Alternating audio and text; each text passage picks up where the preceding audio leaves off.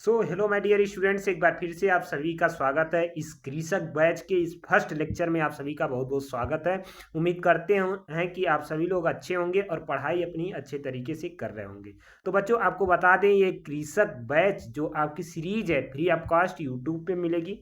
ठीक है, टाइमिंग आपको बता दी जाएगी। जिन लोगों ने ग्रुप को नहीं ज्वाइन किया है, व्हाट्सएप ग्रुप डिस्क्रिप्शन में लिंक है, उसे ज्वाइन कर लीजिए। वहाँ पे आपको टाइमिंग मिल जाएगी, शेड्यूल मिल जाएगी। एक हफ्ता का मतलब हफ्ते से पहले ही आपको एक हफ्ता का पूरा शेड्यूल मिल जाएगा, कब कब आपकी क्लासेस चलनी है। ठीक है, तो उसे जाके जरूर ज्वाइन करिएगा। बाकी सभी इंफॉर्मेशन आपको उसी ग्रुप में दी जाएंगी। ठीक, तो आज का ये जो लेक्चर है, आज तो पहला लेक्चर है। ठीक, पहले लेक्चर में हम लोग कुछ हल्का हल्का क्वेश्चन देखेंगे। जो क्वेश्चन देखेंगे ये कहीं ना कहीं आपके एग्जाम में या फिर किसी कंपटीशन में आ चुकी हैं, इसलिए हमने उन्हीं को छांट के रखा हुआ है। ठीक है, तो आपको क्या करना है, अगर आप DDU, CUET, UP college, MGKVP या फिर किसी भी यूनिवर्सिटी या CSJMU कानपुर, किसी भी यूनिवर्सिटी की अगर आप तैयारी कर रहे हैं तो ये चैनल आपके लिए बहुत बेस्ट है। कैसे बेस्ट है, आप खुद ही आप एक बार ज्वाइन कर लो। क्या कर लो, ज्वाइन कर लो ग्रुप को। आप खुद ही जान जाओगे कि ये चैनल हमारे लिए क्या क्या कर सकता है। ठीक है, तो बिल्कुल जाइए, आप लोग ज्वाइन करिए चैनल को और अपने दोस्तों के साथ, जो आपके फ्रेंड्स हैं, जो आपके इंटर कॉलेज के दोस्त हैं, उनको भी बताइए कि टारगेट गुरुकुल ने एक बैच लेके आया है जिसका नाम है कृषक। अब कृषक बैच में सब कुछ आपको फ्री ऑफ कॉस्ट दिया जाएगा। ठीक है, चलिए, उम्मीद है अब हम लोग अपने क्वेश्चन की तरफ चलते हैं। तो ये जो लेक्चर है, ये जो क्लास है आपकी, ये दो माध्यम में होगी। दो माध्यम का मीन्स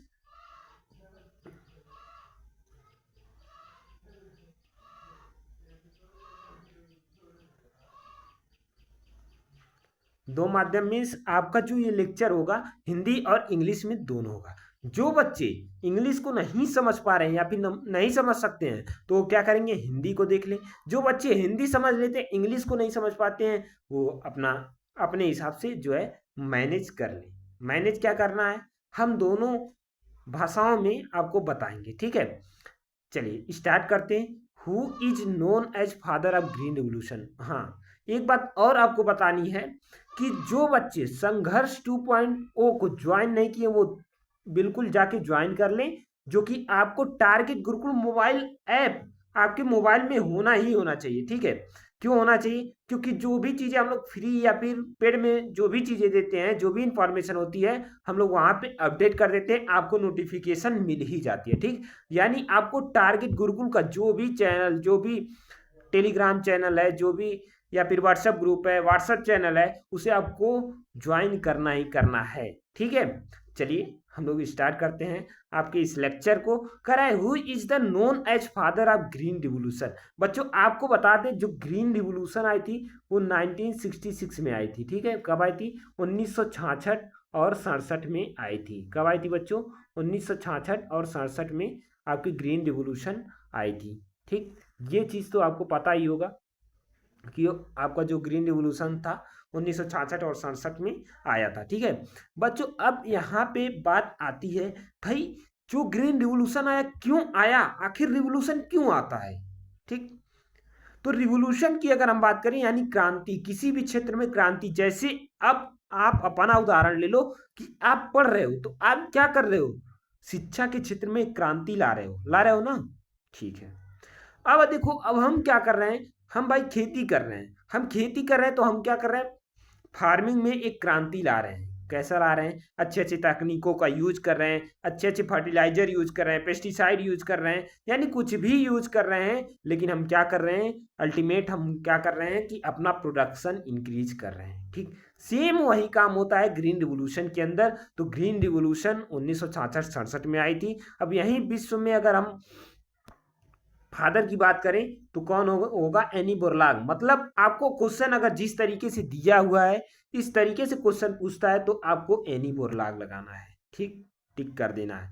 अगर ध्यान दीजिएगा यहाँ पे, अगर आपको क्वेश्चन कहीं इस तरीके से आ जाता है कि भारत में हरित क्रांति के जनक कौन है, तो वहां पे आपको डॉक्टर MS स्वामीनाथन क्या करना पड़ेगा, टिक करना पड़ेगा। फिलहाल इस क्वेश्चन का जो आंसर है ऑप्शन नंबर ए होगा, यानी हरित क्रांति के जनक कौन माने जाते हैं बच्चों? एनी बोरलॉग माने जाते हैं। ठीक है, आपने फर्स्ट क्वेश्चन समझ लिया। उम्मीद करते हैं ये क्वेश्चन आपको समझ में आए होंगे। आप विश्वास करो, आप हमारे ऊपर विश्वास करो, हम बिल्कुल ऐसे आपको सिखा देंगे, ऐसे आपको बता देंगे कि आपको चीज़ें समझ में आ जाएंगी। बट आपको उससे पहले विश्वास करना होगा। विश्वास करने से पहले आपको ग्रुप को ज्वाइन कर लेना होगा। ठीक, हम पीडीएफ जो है, इसका जो पीडीएफ आपको अगर चाहिए होगा तो आप बताइएगा, हम पीडीएफ को प्रोवाइड कर देंगे, या फिर ग्रुप में प्रोवाइड कर देंगे, या फिर ऐप में जो आपका टारगेट गुरुकुल का मोबाइल एप्लीकेशन है उसमें अपडेट कर देंगे। तो आप जाइएगा, उस ऐप को भी डाउनलोड कर लीजिएगा। ठीक है, अब कैसे करना है ये इन्फॉर्मेशन हम कहाँ दे देंगे आपको? व्हाट्सएप ग्रुप में दे देंगे। ठीक है, फिलहाल ये फर्स्ट लेक्चर है, थोड़ी चीज़ें आपको बतानी पड़ेगी, आप जान जाएंगे तो वो खुद चीज़ें आप ढूंढ लेंगे। ठीक है, चलो भाई, इतनी चीज़ें हो गई। अब हम बात करते हैं अगले क्वेश्चन के बारे में। सेकेंड क्वेश्चन के बारे में कहा जा रहा है बच्चों कि इन्वेंशन ऑफ प्लाऊ यानी हल का आविष्कार कब हुआ था? तो बच्चों आपको बता दें, हल का जो आविष्कार हुआ था 2900 बीसी में हुआ था। कब हुआ था? 2900 बीसी में। इसका जो है हम लेक्चर ले चुके हैं, रेवोल्यूशन का भी लेक्चर ले चुके हैं। जो बच्चे ऐसे हैं जो इस लेक्चर को नहीं देखे वो जाके पक्का देखेंगे, उम्मीद करेंगे कि वो चीज़ समझ में आ जाएंगी। तो 2900 बीसी में क्या हुआ था? हल का इन्वेंशन हुआ था। ठीक है, बात करते हैं आगे अगले क्वेश्चन की तरफ।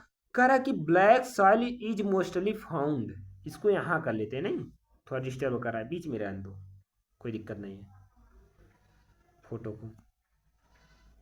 ठीक बच्चों, बात करते हैं ब्लैक सॉइल की। कह रहा है कि black soil is mostly found in, यानी जो काली मृदा है वो मुख्यतः कहाँ पाई जाती है?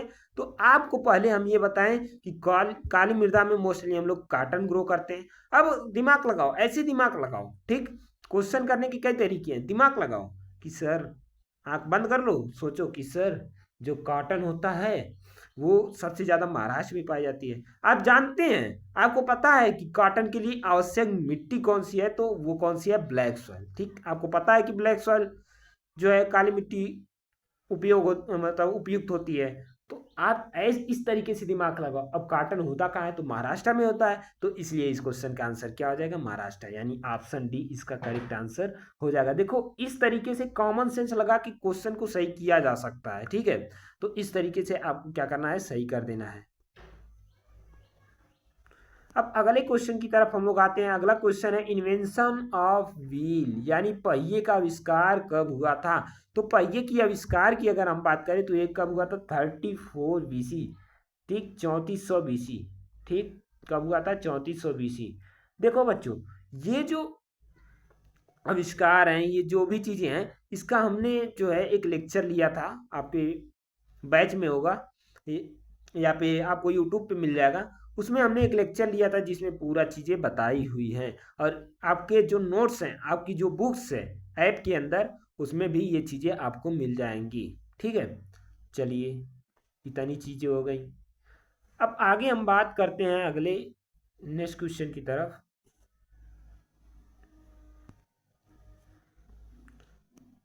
तो नेक्स्ट क्वेश्चन आपके सामने आ चुका है।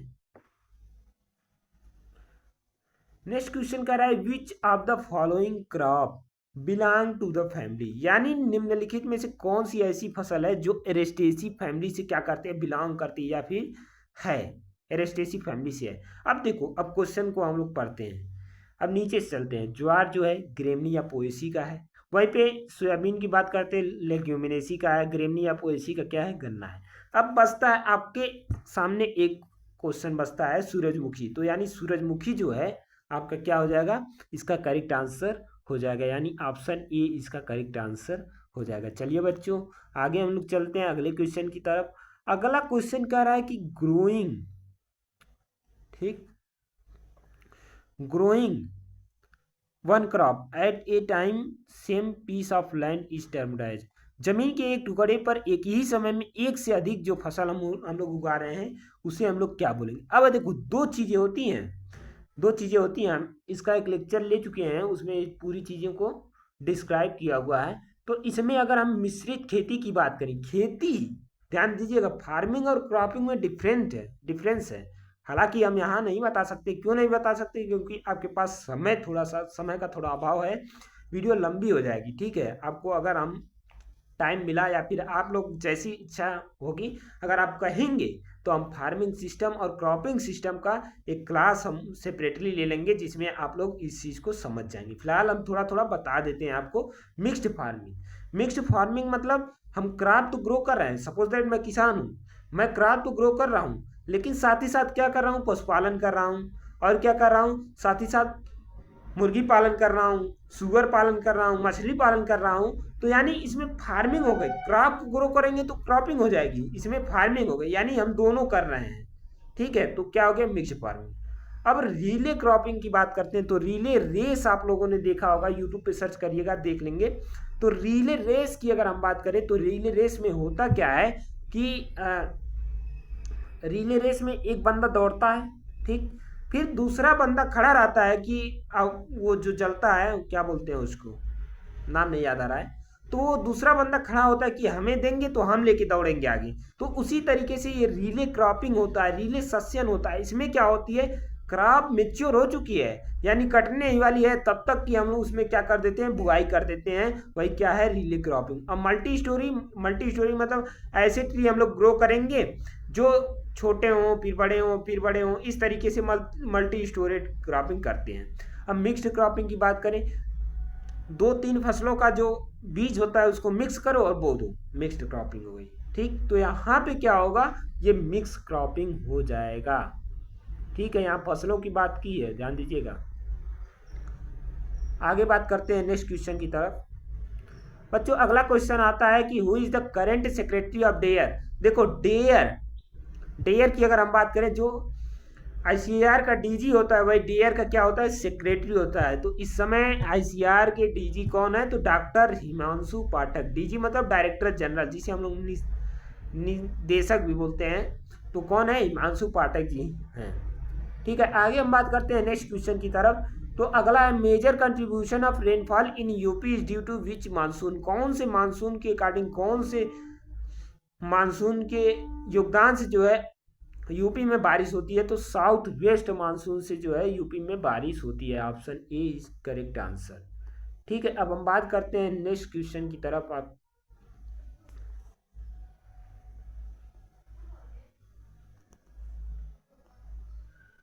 चीजें समझ में आ रही हैं कि नहीं आ रही होंगी तो बताइएगा, मैं फिर से बता दूंगा, लेकिन हाँ आपको समझ में आनी चाहिए चीज़ों को। ठीक है, जितना एफर्ट हम लगा के पढ़ा रहे हैं उतना एफर्ट लगा के आपको भी पढ़ना है, तभी आपका सिलेक्शन हो पाएगा। ठीक है, तो at present what percentage of India is covered by forest. मतलब प्रेजेंट टाइम में देखा जाए तो इंडिया में कितने ऐसे मतलब कितने परसेंट पे फॉरेस्ट कवर है, यानी कितने परसेंट पर फॉरेस्ट पाई जाती है, तो 23% पर पाई जाती है। हालांकि होना कितना चाहिए, 33%। ठीक है, ये भी क्वेश्चन आता है कि कितना कवर होना चाहिए, तो 33% होना चाहिए। फिलहाल यहाँ पे पूछा गया है प्रेजेंट टाइम में, तो प्रेजेंट में 23% जो है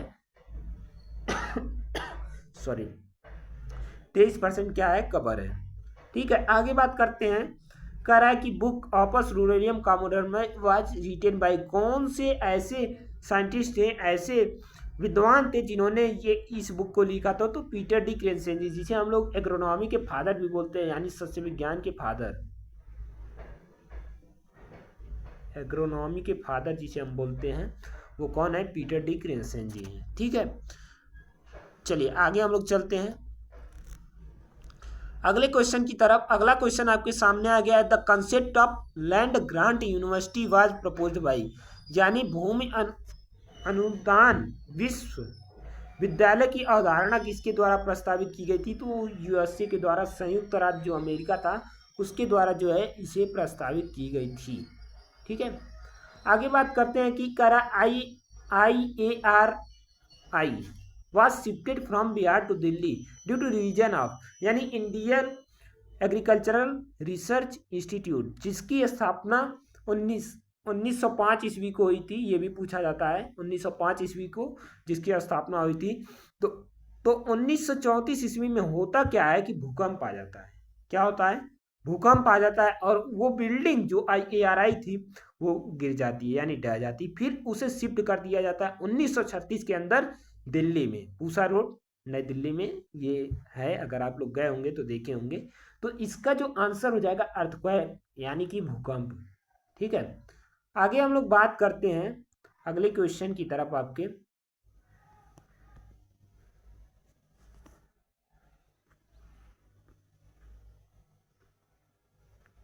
अगला क्वेश्चन आ गया है कि ICAR was established in presence of the report of which commission, यानी जो कह रहा है कि ICAR की स्थापना किस कमीशन के रिपोर्ट के अनुसार की गई थी, यानी कौन सी कमीशन थी जिसके अनुसार ये की गई थी। तो ये रॉयल कमीशन थी। कि कौन सी थी रॉयल कमीशन? कब आया था? 1928 ईस्वी में आया था। और 16 जुलाई 1929 ईस्वी को किसकी स्थापना होती है? आपके ICAR की स्थापना 16 जुलाई 1929 ईस्वी को हो जाती है।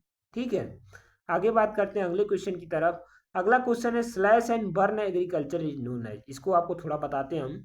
इसको हम लोग झूम कल्टीवेशन के नाम से जानते हैं। ठीक है, जिसका आंसर आपको मिल चुका है इस क्वेश्चन का आंसर फिलहाल। तो हम बताते हैं स्लैश एंड बर्न यानी झूम कल्टीवेशन यानी शिफ्टिंग कल्टीवेशन इसी को बोलते हैं। तो इसमें होता क्या है बच्चों? इसमें होता है कि एक जगह खेती, मान लो हम जंगलों में जो आदमी रहते हैं वो खेती करते हैं। कैसे करते हैं? अब जंगलों को काट दिए, काट के बाद जला दिए, स्लैश एंड बर्न लिखा ही है, साफ करके उसको जला दिए।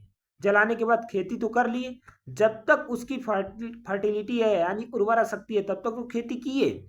फिर उसके बाद उसको जब उर्वरा शक्ति खत्म हो जाती थी तो उसे छोड़ के चले जाते हैं। ठीक है, चले जाते हैं, फिर अन्य जगह अदर जगह जाके यही प्रक्रिया अपनाते हैं। इसी को हम लोग स्लैश एंड बर्न एग्रीकल्चर बोलते हैं। ठीक है, आगे चलते हैं। सर्वप्रथम पालतू जानवर कौन था? वैसे तो डॉग था, लेकिन इस क्वेश्चन के अनुसार इसका सीप हो जाएगा। यानी 8700 BC में क्या होता है? सीप का डोमेस्टिकेशन होता है। ठीक है, उसके बाद काऊ का सॉरी गोट का हुआ था। कब हुआ था? 7700 BC में। ठीक है, आगे बात करते हैं which one of the following is ideal crop rotation. Crop rotation की अगर हम बात करें कौन सा आदर्श फसल चक्र है, तो इसमें वीट, राइस वीट है, मेज वीट है, मेज मस्टर्ड है, मेज चिक्पी है। यानी रोटेशन की बात करें, क्रॉप रोटेशन यानी हेर फेर को फसलों को बोना क्या कहलाता है? भूमि तो एक ही है लेकिन हम क्रॉप को रोटेट कर रहे हैं, इसलिए क्या हो गया? ये क्रॉप रोटेशन हो गया। तो इसमें क्या करते हैं? फसलों को हेर फेर के बोते हैं। इसमें बच्चों हेर फेर को बोते तो हैं, लेकिन इसमें एक चीज का ध्यान रखते हैं कि कैसे बोएंगे। ऐसा नहीं है कि धान बो दिए गेहूं बो दिए, क्यों नहीं बोते हैं? क्योंकि ये एक प्रॉब्लम आती है इसमें। अगर हम क्या कर रहे हैं, एक साल सीरियस बो रहे हैं तो दूसरे साल हमें क्या बोना चाहिए? नियमतः देखा जाए तो क्या बोना चाहिए? लेग्यूम्स बोना चाहिए। लेग्यूम बोने से क्या होगा? राइजोबियम आएगा। जब राइजोबियम आएगा तो क्या करेगा कि एटमॉस्फेरिक नाइट्रोजन को फिक्स कर लेगा। तो इस तरीके से हमें हेर फेर की फसलों को बोना चाहिए। तो इसमें क्या करेंगे? मक्का और चना इसका आइडियल हो जाएगा। ठीक है, चलिए आगे हम लोग बढ़ते हैं। कितने प्यारे लोग हो, थोड़ा सा कमेंट, एक काम करना, वीडियो को लाइक जरूर करना और शेयर कर देना। ठीक है, आगे बात करते हैं how many central agricultural university present in our country, यानी अपने देश में कितने एग्रीकल्चरल यूनिवर्सिटी प्रेजेंट है। सेंट्रल की बात कर रहा हूँ। किसकी बात कर रहा हूँ? सेंट्रल एग्रीकल्चर यूनिवर्सिटी की बात कर रहा हूँ। तो सेंट्रल कितने हैं? तो वो 3 है। कौन कौन से हैं? इसको आप शॉर्ट फॉर्म में या फिर जैसे भी होगा आप कमेंट में लिखिएगा, हम आपका कमेंट जरूर पढ़ेंगे। ठीक है, तो नेक्स्ट एंड लास्ट क्वेश्चन की बात करते हैं। कह रहा है कि first all India coordinated research project was start. इसको AICRP शॉर्ट में बोलते हैं। क्या बोलते हैं? AICRP। तो बच्चों फर्स्ट AICRP जो चला था वो किस पे चला था? मेज पे चला था। ठीक है, तो ये कृषक बैच जो कृषक सीरीज है उसका आज फर्स्ट लेक्चर था। उम्मीद करते हैं ये लेक्चर आपको अच्छा लगा होगा। तो फिलहाल यहीं वीडियो को हम अंत करते हैं। Thank you, till the take care, bye bye, have a good day.